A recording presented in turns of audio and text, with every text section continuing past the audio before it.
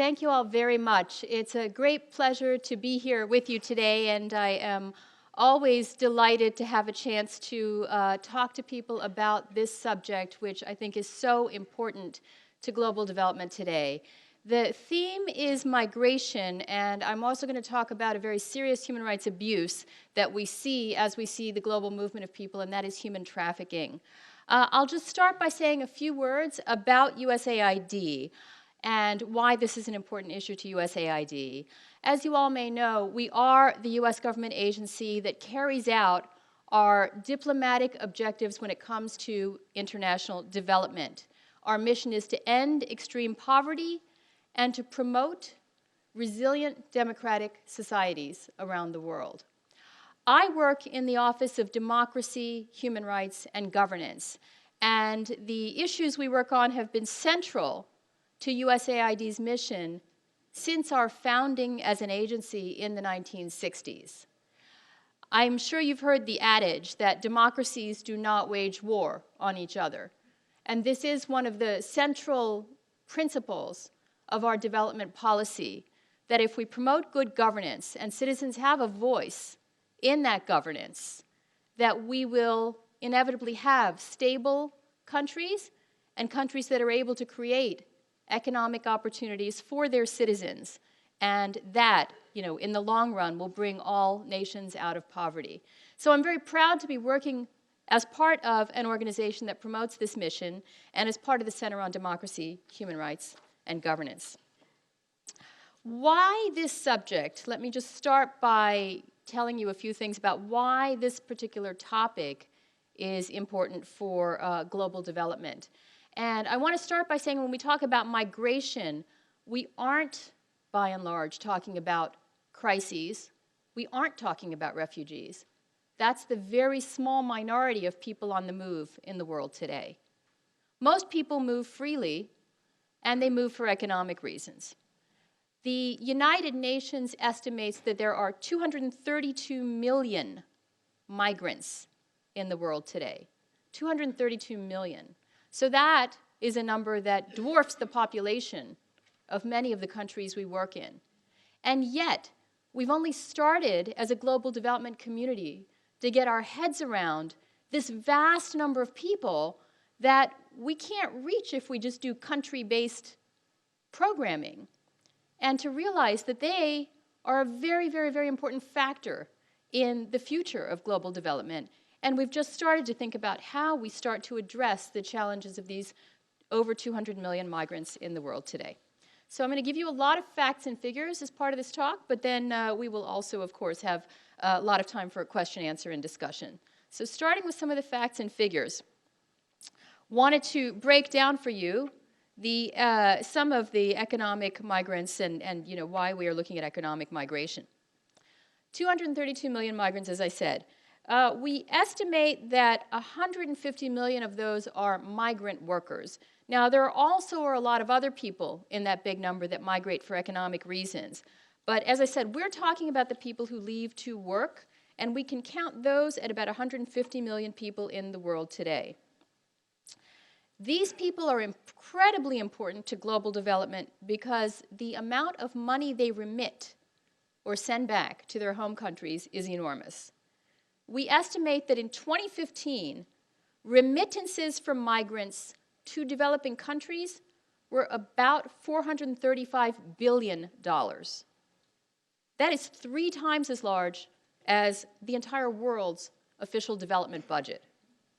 So it should be in the interest of these developing countries that are sending people, and also destination countries that are receiving them, to enhance their rights and their economic opportunities, because they are contributing a huge amount to development. I want to say a little bit about what these people do, because for the most part, they're in very low-wage economic occupations. Many of them, and we'll do a little more breakdown here, are domestic workers, construction workers, agricultural workers, and because they are outside of their countries, they are very often subject to very exploitative conditions. Think about it. They're not in their home countries. They're not citizens. So they may not be protected by normal minimum wage laws, labor laws, and in many countries, and we'll see some examples, they may be subject to forced labor and to physical and sexual violence. Last year, the world adopted a set of sustainable development goals. We came together to identify what our priorities should be, as a global community for development for the next 15 years. And we explicitly, in those development goals, talked for the first time about the importance of ensuring decent work for migrants. Now our challenge is to develop concrete measures to fulfill this promise to these 150 million migrant workers around the world. Let me give you a few more facts and figures as to why they're important. I like this slide, and it's one that USAID uses a lot, but I think when my colleagues use this slide, they sometimes miss the real story. We use it to show how little public assistance, that is, our development assistance and that of other development donors, counts for these days compared to what it used to count for in the 1960s. So if you look at the slide on or the graph on the right, you'll see that public flows, and that would be our official development assistance, used to be nearly 3/4 of total financial flows to the developing world. But today, it's only about 1/4. The missing part of the story, though, that my colleagues sometimes overlook is if you look at the light blue piece of the circle on the left, you'll see a pretty big share, about another 1/4 of financial flows to the developing world are coming from remittances. That was 0 back in the 1960s. So an amount that is actually a bit bigger than our official development assistance there, we are counting those private flows as coming from remittances. And as I said, if we count the numbers, it actually is a bit bigger. So, this is why I think when we look at the development picture, we have to figure out how we harness the value of those remittances, how we leverage it, and how we work with it. Yes, a remittance is the money that somebody sends from the destination country, the country where they are, to their home country. So, for instance, if I have gone from, and I'm going to give you, again, some real-life examples, but if I am a construction worker and I have traveled from Bangladesh to Saudi Arabia to take a job on a construction site, I'm probably wiring money home to my family every month. To the best extent that we can actually calculate the figures for that is what we mean by remittances, and that's the total share of remittances. A lot of remittances going, as I'm sure you all know, from the United States to Central America, sent back by workers who are here and sending money home to support their families in very poor countries like El Salvador and Honduras. Direction of labor migrant flows. Wanted to show you a little bit. We're seeing, and I'll show you some more slides too, but this one focuses on South Asia because there has been, a very, very large flow of people from South Asia, particularly to the Middle East, but actually all over the world. And the reason I show this, don't worry too much about the, the different differentiators there by country. I just wanted to show you a trend. Again, if you look at 1990, which, in the grand scheme of things, 1990 is not so long ago, and then you look at today, you see this really dramatic upward trend in the movement of people from the South Asian region. And this is, mirrored around the world, but this, as I said, South Asia is a major sending area, so we're showing that. And you'll see that there was a spike that went down a bit after the global financial crisis, for obvious reasons, that there weren't as many jobs in some of the receiving countries in 2009, 2010 as there had been the previous couple years. But we're back on the upswing again, and really the overall trajectory, if you want to take a look at this and project it into the future, is we are predicting there will be more and more and more people on the move decade after decade. So this is something that really, is not a trend that's going to stop. This is the way the global workplace is going to work for the foreseeable future, with many people leaving countries and going to other countries in search of employment. Labor migration, that's what we're looking at here. I just want to make sure we're also talking a little bit about status. Usually what we're talking about are temporary migration regimes. Okay, so we're not talking about immigrants who are permanently giving up their citizenship and taking on the citizenship of another country. We're talking about migrants who are going to work but are still citizens of their country of origin. Now let's see where the remittance flows. We talked about how important remittance flows are. Where are they going? And I wanted to show you this so you can see the countries that have the biggest populations, not surprisingly, are the ones that are getting the most in remittances. India, way at the top of the list, in part because it's just a very big country with over 1 billion people, but in part because, as the previous, per the previous slide, it is actually one of the biggest sending countries. South Asia as a whole is a very big sending region. China somewhat less so, and that's why even though there's more of a China has a greater population, less in remittances, less Chinese people on the move than Indians. And then you can see from there, Philippines, Mexico, Nigeria, mid-sized countries, but with a very large population that actually leaves to look for work elsewhere. Bangladesh, Pakistan, again, that South Asian trend continues, and Vietnam and Ukraine. I was going to do something now. Okay, trafficking in persons. I want to talk now about the important human rights abuses that these 150 million migrant workers, and indeed the entire 232 million migrants we talked about, people on the move, are particularly vulnerable to human trafficking. So let me just go through a quick definition. What do we mean by trafficking in persons? This is something that as a government we have defined with, let me just go ahead. We have a definition. So people, we consider them as victims of human trafficking if they have been subject to force, fraud, or coercion, either in their transit or when they reach the point of destination, and are being exploited for profit, either as forced laborers or through commercial sexual exploitation. And this does include prostitution, and it also includes child soldiers. Okay, we want to just give you some sense of the scale of this problem worldwide. You know why these things do this. Okay. We don't actually have a nailed down number when it comes to the number of people in the world today that are victims of human trafficking.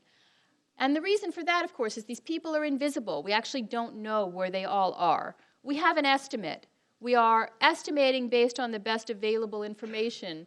The number may in fact be much higher. Some people think it's much higher, but this is our best estimate as a global development community, that there are about 21 million people in the world today that are victims of human trafficking. That means they're in some form of forced labor, including forced commercial sexual exploitation, or they're child soldiers. We show this slide because there are a couple of things here that I think are really worth highlighting. And with this number, 42,000, I think it's up to about 50,000 now in 2015, victims that have actually been identified and assisted, which is shockingly small. And I think, a real great challenge for us in the work that we do is how do we identify and assist more of these victims worldwide? And, we certainly can talk at length about why it's so hard to identify victims. And yet, we are estimating quite an enormous amount of profit each year. This is big business, and it's worth tackling not just for the sake of dealing with a very, very serious human rights abuse, but it's worth tackling because what we do know from investigations of the criminal networks that are involved in human trafficking suggests that these are the same criminal networks that engage in other types of trafficking, drug trafficking, arms trafficking. And so we know these networks are networks that are set up basically to exploit and make a profit however they can. And whatever the most available source is for profit, that's the source, that they will go for. They are, it's not about intentionally, what's the word? The point of it is not to exploit people's rights. The point is to make profit. And if the best way to make profit is to smuggle and traffic people, that is what these networks will do.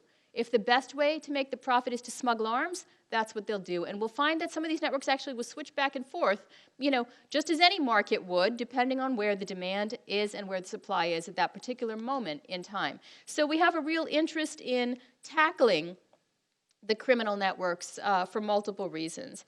I want to say a couple things about the gender breakdown. We believe that of the total estimate here of victims of human trafficking, that about 55% are women and about 45% are men.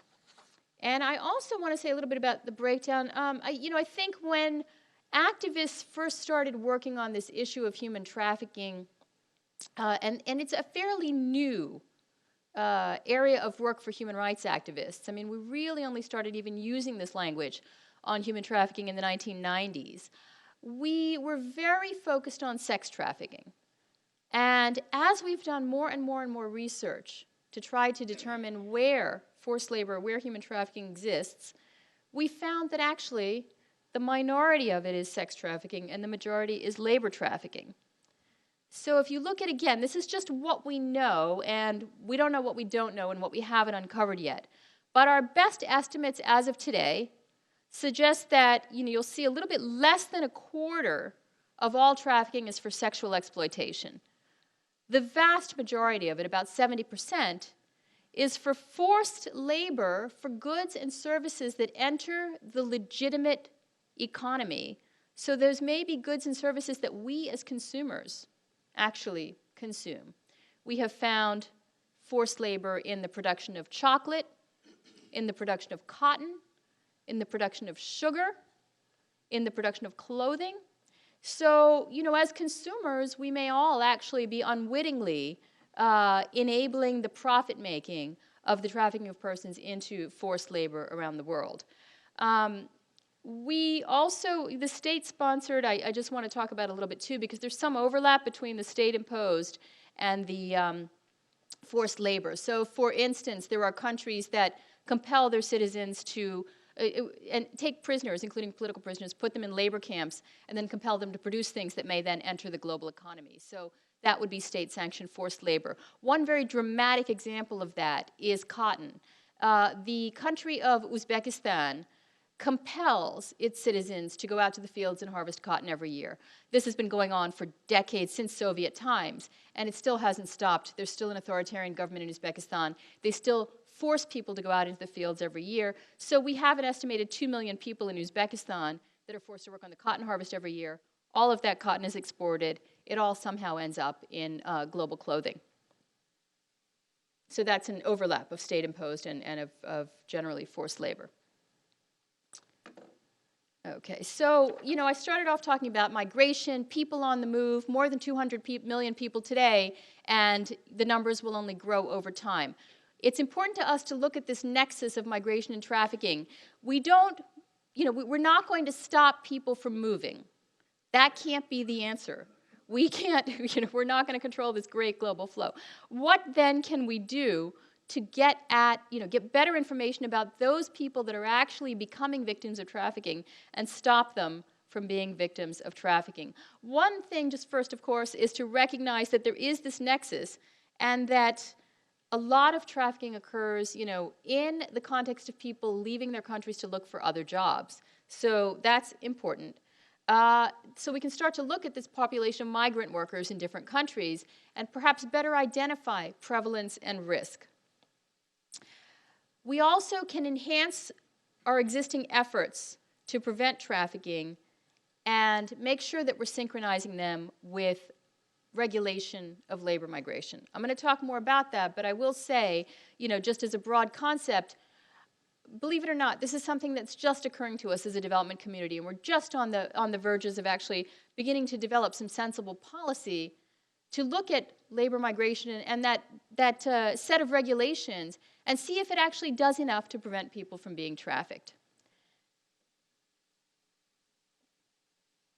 Okay, a few more facts and figures so we can see what we know. Again, we don't know what we don't know, but here's what we think we know about the people who are exploited in trafficking that have actually crossed borders.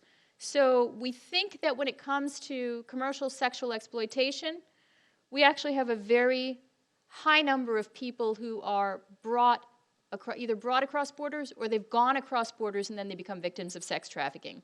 So we think there's a really strong overlap between migration and trafficking when it comes to sex trafficking. When it comes to forced labor, this one's a little tricky, and I will give you some detail, but we might get more into this in the Q&A. We think that a lot of the forced labor, which may be trafficked, still is happening within national boundaries. So for instance, all those people in Uzbekistan that are getting taken out of their homes and taken to the fields, they're trafficked, no question, but they're not trafficked across borders. The number of people that we think, are actually getting trafficked across borders when it comes to forced labor is smaller. And then, of course, when it comes to state-imposed, it's virtually none. So that's, at least a starting point for us to understand where we need to focus our efforts to look at that movement of people across borders and internationally and where they're at highest risk for trafficking. There are a number of different stories for how these particular people were finally identified and rescued. I'm going to tell you about a couple cases because this is something that we're working on quite extensively right now, and we actually don't know how many people are just on these fishing boats. We find them when the boats finally land, right? When they finally hit a port somewhere.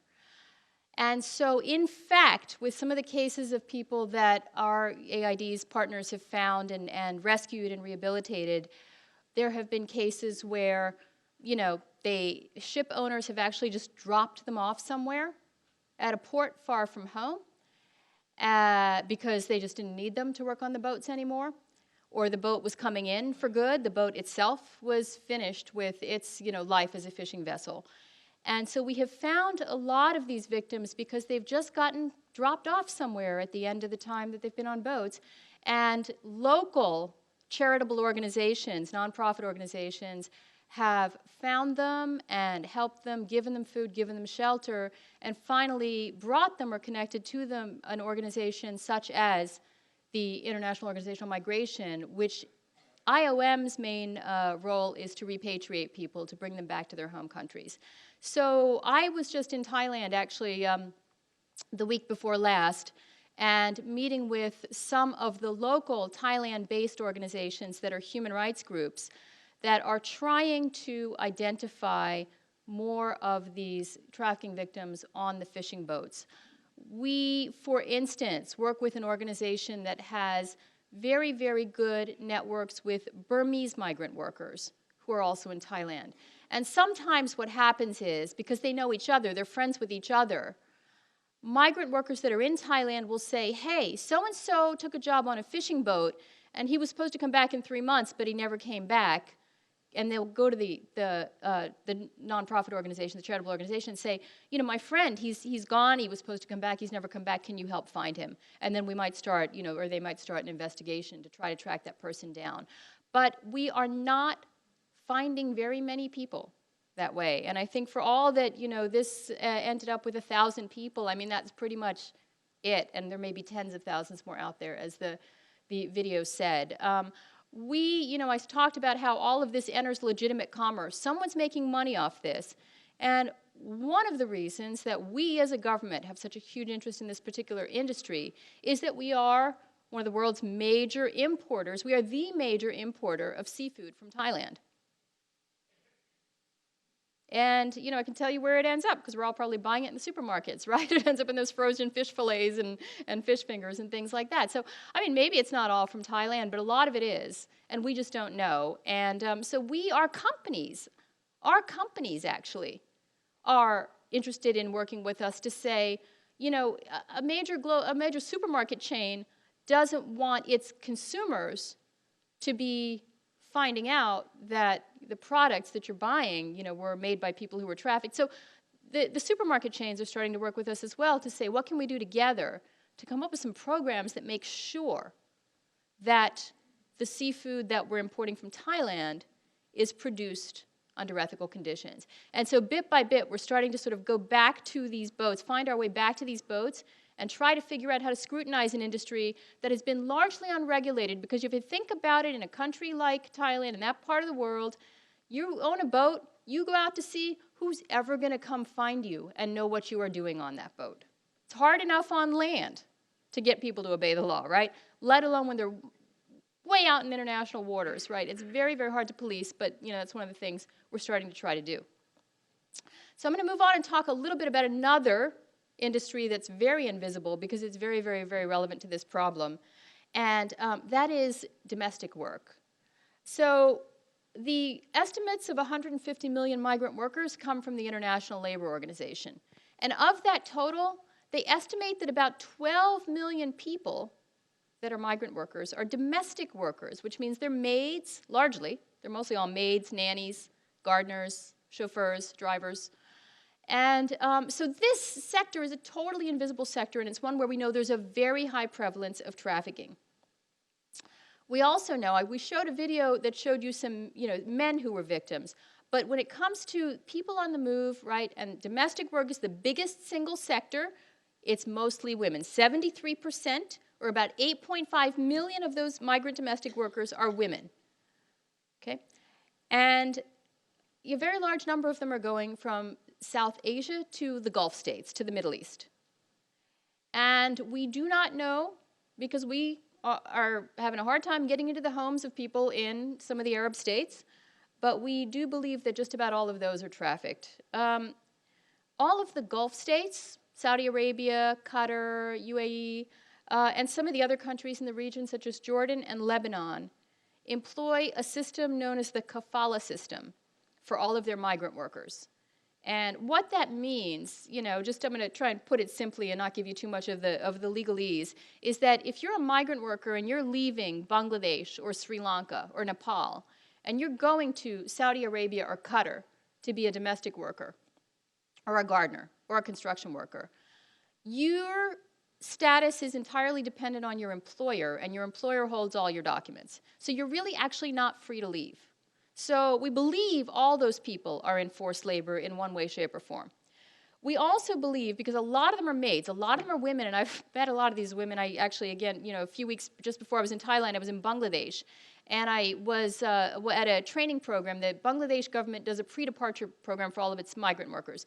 In a room full of 200 women, all of whom were going to the Middle East, mostly to Saudi Arabia, to work as maids.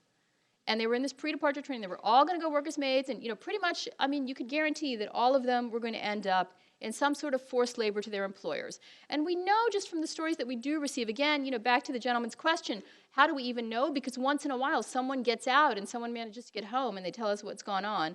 But not only are they in bonded labor situations, but they're extremely vulnerable, and partly because of that, they're in someone's home. We hear very credible reports from our partners who are Bangladeshi women's rights organizations, right, of women workers who have come home from the Middle East and they were exposed to rape, repeated beatings, and near starvation by their employers. When they escaped to seek assistance from authorities in the destination countries, they were immediately turned over to labor brokers who, according again to these NGOs, further punished these runaway workers with further beatings, holding them in confinement, and in some instances returning them to the same abusive employers. We heard from these groups in Bangladesh that every month, several of these women, when I say several, maybe 9 or 10, their bodies are sent home. And according to the authorities in the destination countries, they die of heart attacks. That's an awful lot of women to be dying of heart attacks in their jobs. So this is what we're dealing with. Quick statistic here, just again, I just want to make sure people, we tend to just think of certain stories and certain types of victims, but actually in the Arab states, half of the domestic workers are men as well. And we don't know much about their conditions. We don't know. I don't have stories about what happens to male domestic workers.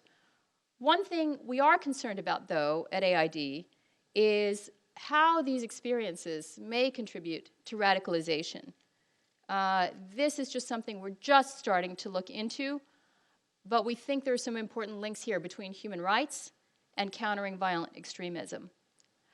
Another country we're looking very closely at right now to see what's going on with their migrant workers is Tajikistan. Tajikistan's a small country with a fairly small population, but a huge amount of the country's GDP is from migrant worker remittances.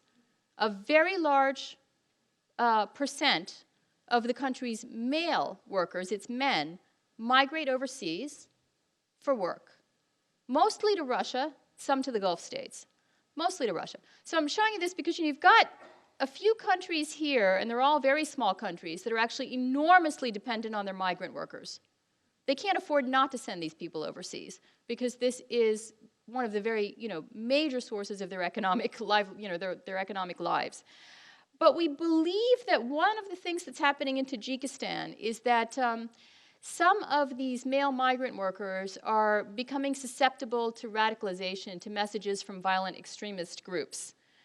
And we think the reason for that, actually, just from what data we do have about the conditions of these Tajik migrants, particularly in Russia, is that they are in very isolated conditions where, again, their employers don't want to see them form community associations or get together or have any sort of self-help or community assistance, right? And so they are seeking ways to engage with communities online because it's the only way they can find, any sort of networks. They're far from home. They don't have any support networks. And the networks that are reaching out to them are networks that are connected with ISIL or other extremist groups, right? And so what we're doing actually by not helping these people and protecting their rights is putting them in a situation where virtually the only messaging that they get, right, may be coming from these extremist groups. And so we're realizing that very quickly that we actually need to think about these migrant workers and their rights and their support networks and their communities and put in place ways to make things better for them where they are so that they are less susceptible to this messaging. And again, this is something we're just starting to get into. But we do believe that labor exploitation and isolation can be a combination that catalyzes frustration, anger, and a sense of powerlessness. And that's something we need to deal with, right? Again, we're not going to stop people from moving. We're not going to stop them from taking jobs. Many of these destination countries are going to keep pulling in migrant workers. What can we do then to sort of create conditions of decency around those migrant workers so that they're productive, they're safe, they're protected, and they're economically they're satisfied enough with what's going on that when they go home again, they can be productive citizens of their communities. I am going to say now a few things about what we can do, and I want to say a few things about what AID does and doesn't do, and then talk about sort of where we're going in terms of our approach to fair migration. We work very closely with colleagues in other agencies on law enforcement issues and on prosecution of traffickers.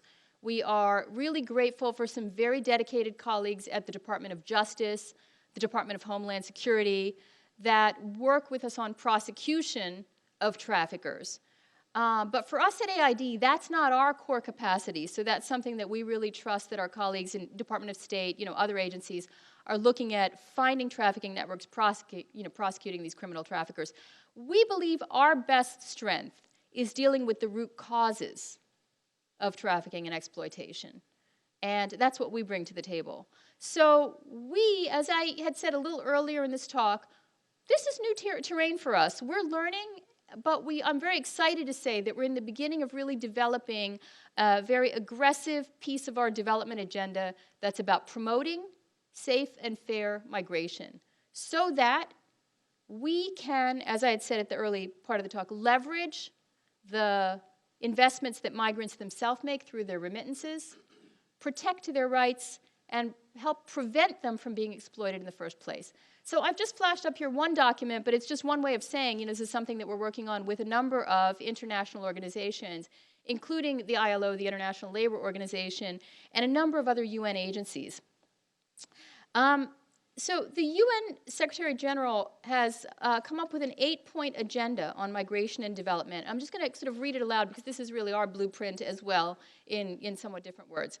The agenda for the world development community on protecting the rights of migrants, reducing the costs, so first, protecting the human rights of all migrants, reducing the costs of labor migration, eliminating migrant exploitation, including human trafficking, addressing the plight of stranded migrants, improving the public perception of migrants, integrating migration into the development agenda, strengthening the migration evidence base, and enhancing migration partnerships and cooperation. So this, too, as I said, is our blueprint. We're just starting to get into it. We're doing some very exciting new work. I'm happy to, because I love to talk about what I do, happy to tell you more about the recent trip I did to Asia, work I think we can do with countries like Bangladesh, Thailand, Cambodia, Burma, to promote a safe migration agenda for all of their people going forward, through the next few decades. Thank you very much.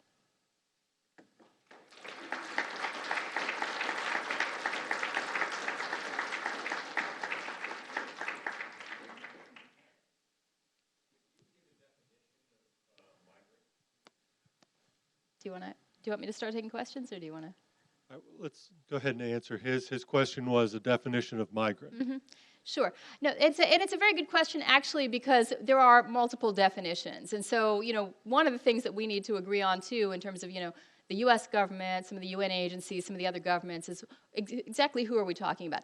Throughout this talk, I use the term to refer to people who have left their home countries and gone to other countries, whether legally or illegally, and most of them are unregulated and, going outside of legal frameworks, but who are not then obtaining citizenship in the destination countries. So in my talk, throughout this talk, I've made a distinction between migration and immigration.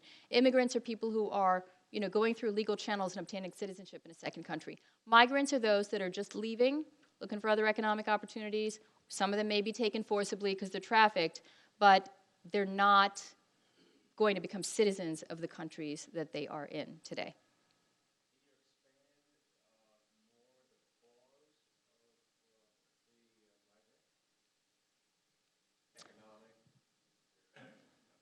All right. He asked if you could expand that. So what we're going to do is we're going to go ahead and answer your question, and then after that, we're going to take a break until 2 o'clock, and then come back for the full question and answer period.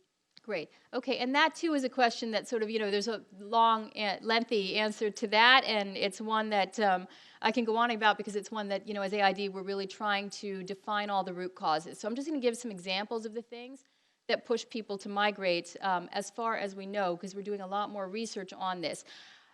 The simple answer is poverty. But then you might say there are a lot of poor people in the world, and a lot of them just stay where they are. So what is the combination of things that leads someone who's in poverty to actually seek employment elsewhere?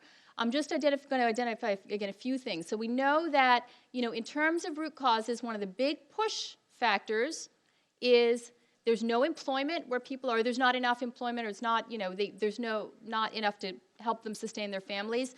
So they need to do something to just secure the income and livelihoods for themselves and their families.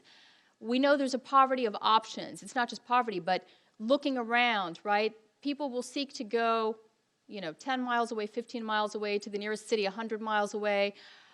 That, if we look at those expanded circles, that clearly even within those expanded circles, people are not finding opportunities to be gainfully employed. And so what leads them to international migration this is the push factor, is that even if they are, let's say, from a poor rural village in India, that even if they go to a major urban center, they don't believe they're going to have any economic opportunities. But the second piece of it, the pull factor, is recruitment. And recruitment is a huge topic in and of itself. And I will actually talk a little bit about recruitment before we leave. The other thing that we're seeing are very, very aggressive recruitment networks that are trying to pull people out of their home countries and into destination countries. And most of these are also, it's frightening how unregulated the global system of labor brokers, of labor recruiters is. So we are seeing a huge, dizzying number of labor recruiters that may, for instance, be connected with, again, real examples, construction companies in Qatar. And in Qatar is, small country, and it's one of the Gulf states, extremely wealthy. Another place that I've been recently, every single job is done by a migrant worker. Every single job, everything you can imagine, from the hotel desks to the taxi services to the construction sites to, the shops and people selling stuff in the shops. I mean, it's all migrant workers. So labor brokers would aggressively go to a country like Bangladesh and say, go to villages and actually tell people in villages, you can make $1,000 a month if you go to Qatar, and I can help you get there. And so the recruitment, we know, is a very powerful pull factor. Bangladesh alone has 9 million migrant workers overseas in the Gulf states at any given time. 9 million. And a lot of those are getting pulled by these aggressive recruitment networks that are going to villages and, literally just looking for people and, saying, here, if you do this or that, I'll get you a plane ticket and we can get you to Qatar or Saudi Arabia or, UAE, and we'll be sure to get you a job. This is where there's a very, very, very high risk of trafficking, because how on earth does that guy in the village in Bangladesh know what he's getting into? He doesn't. He has no idea what he's getting into. He's got a story coming to him from a recruiter, says, oh yeah, and then, and he may know people who've come back from working in Qatar because there's a big migration flow. And he said, well, I knew that guy in the next village, and he went to Qatar and came back, and he was okay, so I guess I'll be okay too. And so that's the pull factor. Now, there's a lot more, of course, to your question than that, but I think I'll turn it back to Michael. Okay. Gentleman in the gray sweater asked a great question during the break, and so I'd like to address it. Aren't there laws in these countries that address human trafficking? And if these laws exist, what's happening with prosecutions? Aren't law enforcement officials actually prosecuting cases? And that's that is a question that we have been pushing and pushing, to ask and to get answered with a number of the countries that in which this is a problem. So, USAID, where we work with governments. I mean, we engage with other governments and with law enforcement officials where appropriate, with other ministries and agencies. And there are laws almost everywhere against forced labor and human trafficking. There are international conventions, right? There are pieces of paper. There is far, far too little actual investigation that goes on, far too little. What we find, and I'll refer back to the fact that I pointed out there were 21 million victims that we believe, right? We estimate 21 million victims of human trafficking in the world today, and only 50,000 cases where we see, actual completion of prosecutions and access to justice for the victims. Why so few cases? There are so many reasons for that. One reason is that it's very difficult, of course, to find, for victims to be found and identified, and so the cases tend to be brought by human rights organizations that have somehow managed to find and identify a victim. Victims themselves are very reluctant to come forward because they're often afraid of law enforcement officials. And I won't say that's for bad reasons. There are many countries in which law enforcement officials, police, may actually be complicit in assisting the traffickers. And so, for good reason, in some of these countries, victims say, don't bring me to the police. The police are the problem. The police are the ones that are going to actually, hurt me. And then we have, just the fact of law enforcement authorities in some countries simply not knowing how to investigate these sensitive human rights cases. And finally, we have cases where the perpetrators and the criminal networks can be very powerful enough, of course, to interfere with the wheels of justice even when cases are brought forward. So that's, a kind of a summary answer to that question. Thank you. I applaud the work that you're doing to try to stop the abuse that takes place with these workers. I lived in Saudi Arabia for a couple years, and I saw the people coming from Ethiopia, the Philippines, Yemen, Bangladesh, you name it. They didn't want to be there. They wanted to be with their families. The Saudis wouldn't allow the families in. And don't you think that the real issue, we're going to have this abuse forever, that the real issue is the poverty at home the overpopulation at home, the inequality in the distribution of wealth in the world. Until we do something about these things, this is like a drop in the bucket. Don't you think? Yes. So I fully agree. That was terrific. I mean, I completely agree with that. And that, I think is why at AID we actually have to look at root causes. We've got to go back to the villages where people are from and figure out how we can actually do development in these communities of origin. There are a few things we can do. We're just, and again, this is all, like I said, this is new terrain for us. We're just starting to try to figure out what does that look like? Community by community, what does that look like?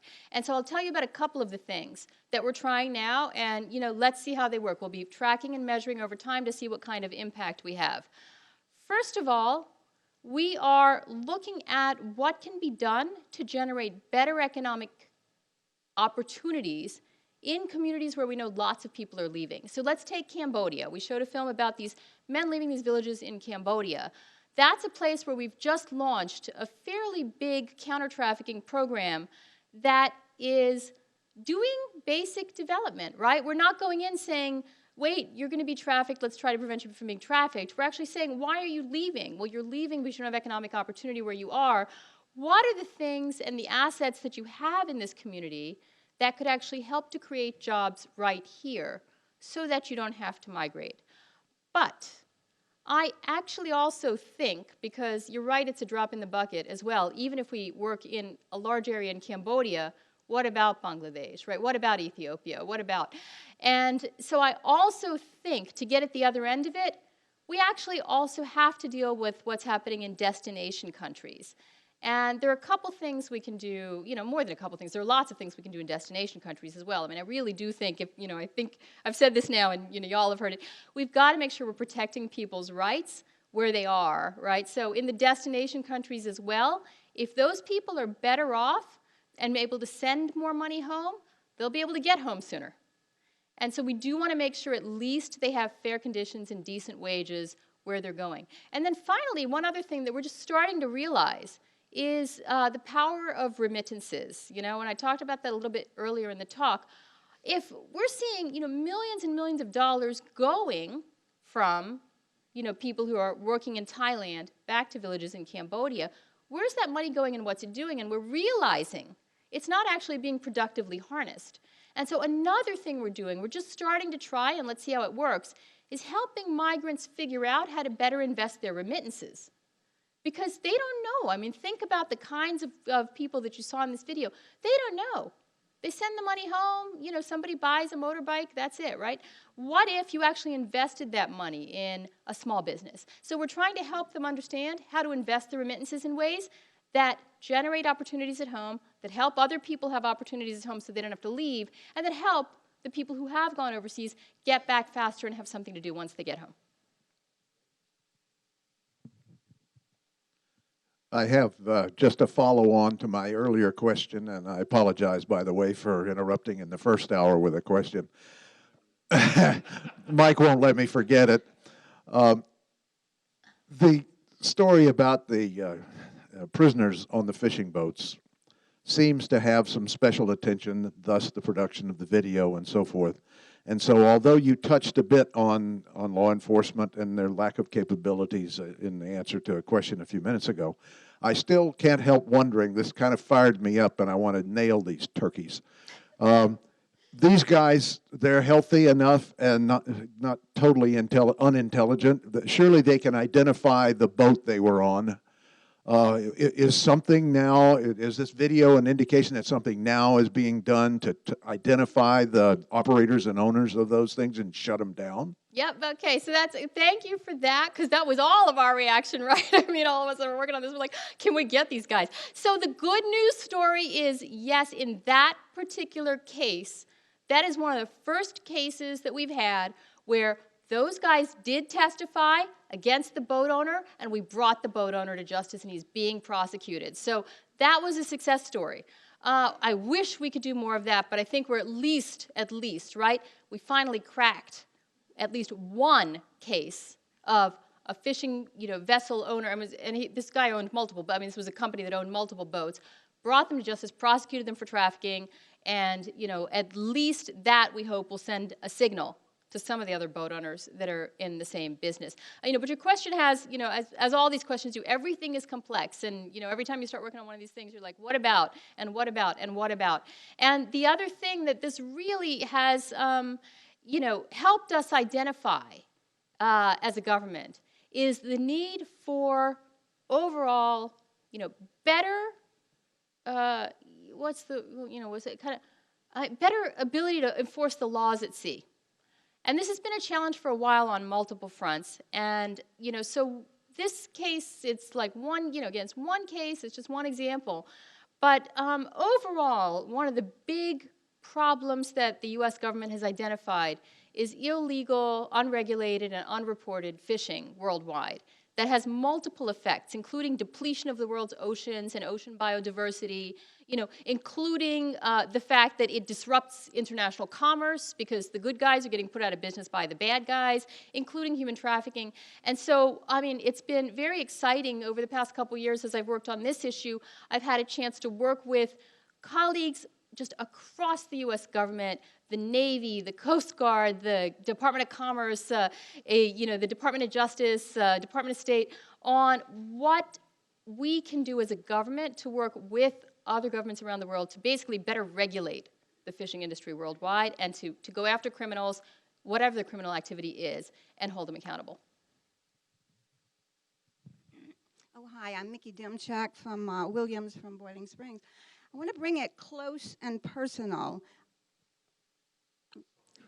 Talk louder? Okay. Mickey Williams from Boiling Springs. I want to bring it up close and personal and local.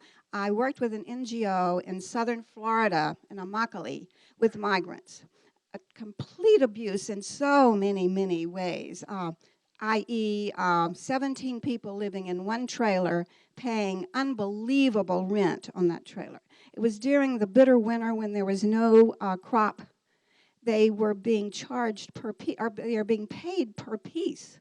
There were no vegetables to pick. So they were totally impoverished. The valedictorian of Immokalee was an undocumented worker. She'd been in school in our system since the second grade. Stunning young woman, won all kind of awards. She had hit 18, couldn't get scholarships, couldn't get a driver's license. And then, of course, we all know about the local episode here in Mechanicsburg of the franchise owner of McDonald's that had brought people over and stuffed them in a basement of a small cottage. So I guess my question, what are we doing here on a local level? What are we doing here in our country to be aware of these abuses? Because they're there. Great. So there is, that's always, there's lots you can do. I wish I had, I used to have, well, never mind. I, as a U.S. government official, don't want to be promoting, specific campaigns or all that, but it's very hard to resist, telling people what can you do, because we all can do something, we can take action, and there are a number of very good organizations, such as the Coalition of Immokalee Workers, that you've just referred to, which is a terrific organization doing great work. And so there actually are a number of things all of us can do to take action in our communities. So the only, so I, again, don't want to endorse one organization or campaign or another, although that's one that I think is really particularly good and useful. But the one thing I will do is refer you to a campaign the Department of Homeland Security runs that is intended to really give all of us the power as citizens to identify and help our law enforcement officials bring forward cases against human traffickers here in the United States, because there is, unfortunately, trafficking here at home too. And that campaign is called the Blue Campaign. And that is something you can look up online. And Department of Homeland Security, hats off to them, they've made it very accessible, very user-friendly. They have a hotline, they have instructions for what you can do, and they respond. So one thing we all can do, of course, is just be aware of the Blue Campaign. And if you come across a case of something that you think is worthy of reporting, don't hesitate to report it. Very quick related question. Of the estimated 21 million the sort of trafficking victims, the statistic that you were showing, what number of those are individuals who are working in the United States? I'm just trying to get a sense of how, of what those statistics were put together and what they mean and what they represent. Sure. Actually, I don't know how many are in the United States. That is something that we do, as a government, we do know. The State Department puts out a report every year called the Trafficking in Persons Report, and that too is something that's available online. It's very easy to find, the Trafficking in Persons Report. But I don't know off the top of my head what the numbers in the United States. What I do know is overall, in terms of the global breakdown of those numbers, the vast majority are in Asia. And to some extent, that's because most people in the world are, it's the most populous region of the world. But to some extent, too, it's because there are some particularly endemic problems with forced labor and trafficking in the Asia region. So I can tell you that well over half of the world's victims are in Asia, but I can't answer the question about developing countries, developed countries, the US and the OECD countries. Do these boats work in international waters where there is no law, or? So a lot of them are out at deep sea. They're not close to the coastal waters, so they're not in the coastal areas that would be regulated by the government of Thailand or the government of Indonesia, And so, yes, now, in principle, international waters are regulated, but, here's where the challenges are that, as I've mentioned, we as a government are now starting to try to tackle with other governments. In principle, laws apply in international waters. In practice, though, we don't have enough tools at our disposal to actually enforce those laws.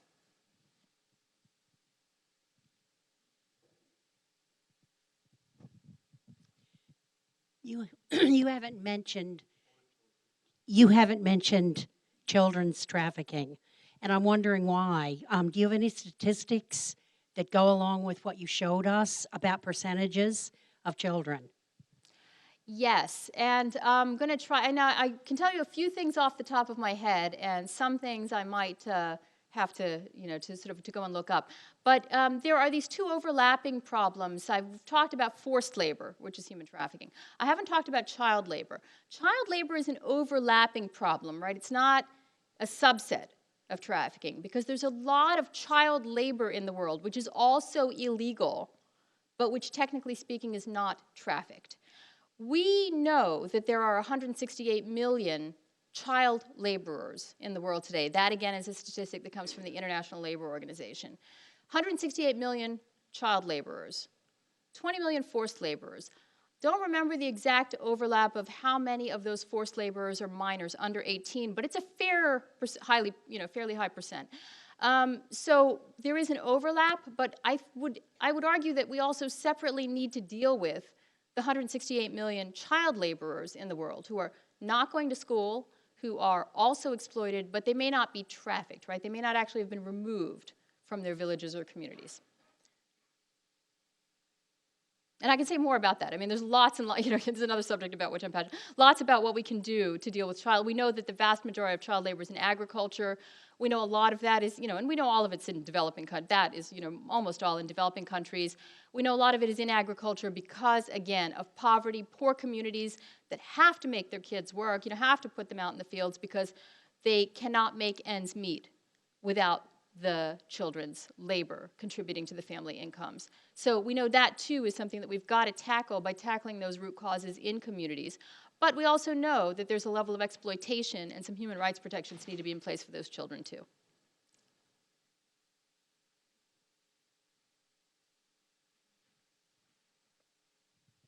I'm coming.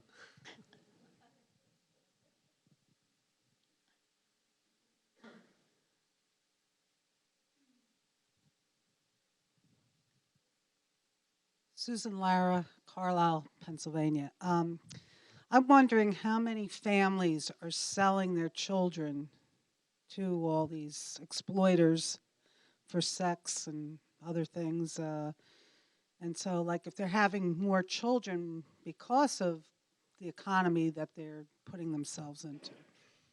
Yeah. So I'm not going to answer with numbers because I don't think that we know. We globally, right, as a community of practitioners, don't know. But I will talk about the specifics of the phenomenon. Do families actually sell their children? This does happen. I want to put some context around it. What happens more, sort of what happens more often, what happens less often? Because I want to be very careful that we're not,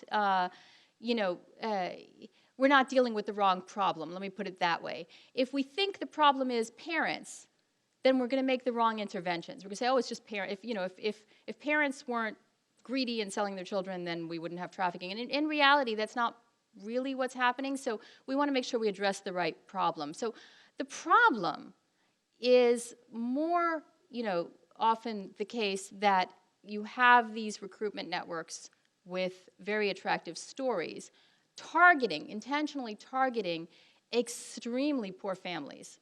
So you might have, for instance, a very, very, very poor region in Nepal. Nepal is an area where there's a lot of migration and there's also a lot of trafficking.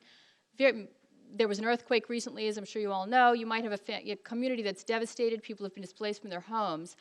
Very vulnerable to any kind of recruitment tactic, right? Because they're just looking for a way to get their home back, get their livelihoods back. And so you have a lot of ignorance, too, in these communities. You have parents who are families that are uneducated, haven't gone to school, don't really know what's going on in the world outside their village. And so what's more often the situation, what's more, as far as, again, our evidence just in terms of engagement with these people in these communities, is that you have families that think, and maybe they purposely are willing to believe the stories of the recruiters, that if I send my daughter with this person, everything will be all right. We'll have income, she'll go work in a hotel, it'll be fine, right? And so there may be, as I said, people are deceiving themselves to some extent because it's in their interest to deceive themselves. But I think that is really much more often and more prevalently the case than, actual cold-blooded calculation to sell one's daughter. But sex trafficking, it's a terrible, really terrible problem in the world today, and it is largely preying on these families and these girls that, are very vulnerable because they have nothing else that they can do to make a living, giving them false promises. A lot of the stories actually, I shouldn't say a lot, but the ones we know, right, the ones that we have our arms around are, oh, we'll get her married. We'll marry her to someone. That's a real big problem now, too. It's that, vulnerable girls, we've got someone who wants to marry her. We see that happening, and again, you might know this. This has been in the news, some anecdotes about Syrian refugees selling their daughters, right, to marriages with rich men. They're not really marriages. They're really a form of prostitution. But what's the family going to do? So that's something we need to figure out how to intervene in as well. How do we educate the families? How do we help them understand the real risks that the girls face? How do we help the girls have some choice in the matter for themselves? How do we help them know? And how do we make sure they have some options to really do something to be able to support themselves and not go off with the traffickers?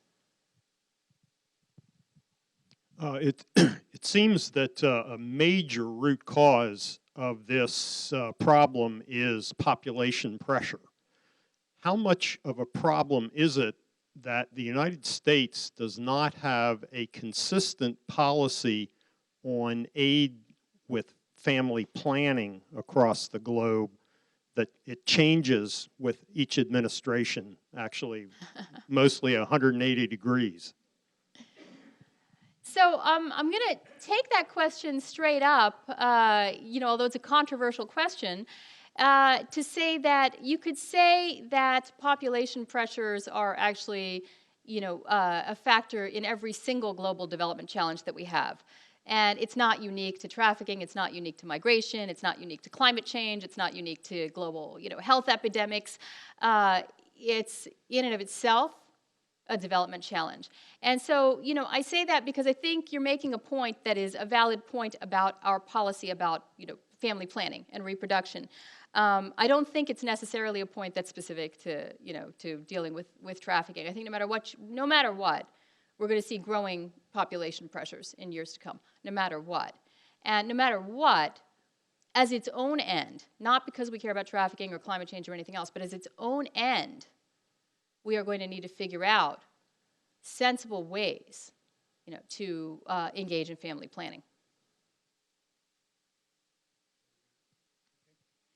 Uh, question is, does the movement, the forced migration, are there any studies to determine that this will have any effect on the spread of the different religions in the world, i.g.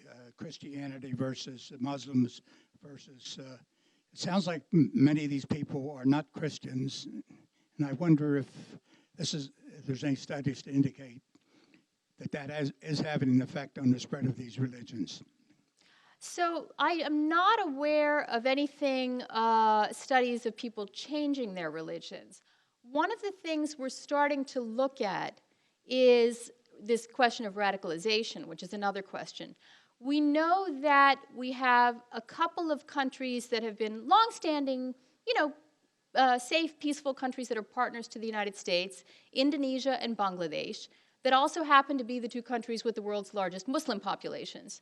Okay, but both of them, Indonesia and Bangladesh, over decades have been stable, reliable partners to the United States. They've been poor countries, they're developing countries, but they also have been, have had very, very moderate populations, very moderate. And so that's interesting because what we're seeing in both places, very little, but we're keeping an eye on it, is moderate Muslim, tolerant secular, Islamic populations that have been very friendly to the United States, that are sending large numbers of workers to Gulf states, and people are coming back more intensely religious than they were when they left. And that's starting to spread little by little in some of the receiving, the communities when they get back home. And so that is something that we're watching. I don't know if anyone's done any really deep research on it yet, but it's something that we're watching to see where it's going, and also to see, again, this whole business of countering violent extremism. What kind of counter messaging do we need to put in place? I mean, so that the predominant cultural trend in both countries, which is moderation, is sort of well fostered, even with this, where we're seeing this factor and this influence start to come into play. I think the first time I became aware of this is when Iraq invaded Kuwait, and then President Bush sent an army over there. We liberated Kuwait, and they found there's an awful lot of people living there that weren't from Kuwait. That was the first time I heard about it. Has anything changed in that country? Do they have a more normal way to do this? Or I realize they have a lot of money, so they just hire people. Yeah, no, so if anything, I think, you've got that upward trend. So more and more and more South Asians going to Kuwait, as well as to just about every other country in the region. Far from slowing down. This has been a major economic driver for these countries. It's been amazing to see. And clearly many of you are well-traveled and have been to some of these Gulf states. How much these, look at how things have changed just over the past decade or decade and a half in some of these countries for the better, right? I mean, the countries are, all kinds of amenities and luxuries and, very well developed. And it's all been built by migrant labor. They really need those. I mean, they just keep bringing them in because they need them to keep building those beautiful shopping malls, and gleaming airports and everything else.